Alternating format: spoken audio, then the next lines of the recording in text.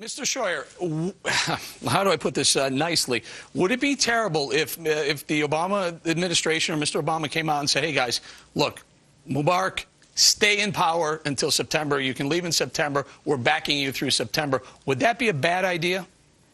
Well, certainly, I think that's what he's going to do anyway, no matter what Mr. Obama says. But we have a real problem here because the security of Israel depends on Arab tyranny.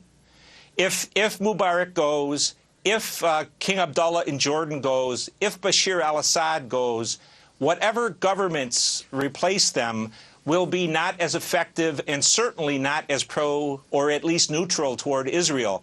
So American policy Isn't this over what the this, past... hey guys, all three of you, let me, if I can get the shot of all three of you in the monitor, show, don't speak, just give me a yes or a no. Isn't really what this is all about Israel, the United States' relationship with Israel in the Mideast? Just give me a head shake, yes or no. Anyone agree? Anyone disagree with that? Much of it is. Much of it is. Okay, go ahead, Mr. Jasser. Well, it's part of the answer, but at the end of the day, Israel's security, and we need to stand by our friend Israel, but Israel's security is going to be dependent upon being surrounded by democracies, surrounded by peaceful nations whose children want to be... But you're not going to get this kind of democracy with the Muslim Brotherhood backing this guy?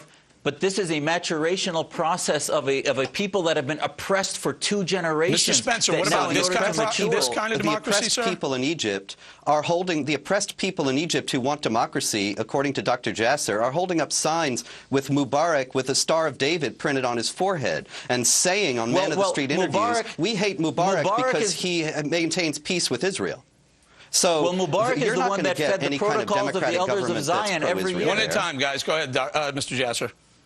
Mubarak is the one that has fed movies like The Protocols every year during Ramadan in order to brainwash and to facilitate this type of antagonism. The more we think that the Brotherhood takes over, the more he can legitimately say that, well, I have to do this in order to keep my Brotherhood people at bay. And I think you'll find that's why I said that hold on, guys, gentlemen. Mr. Scheuer, is an Obama backing of a Mubarak government a sign to the people of Egypt or maybe even the people of the Middle East that we're still firmly implanted on the side of Israel?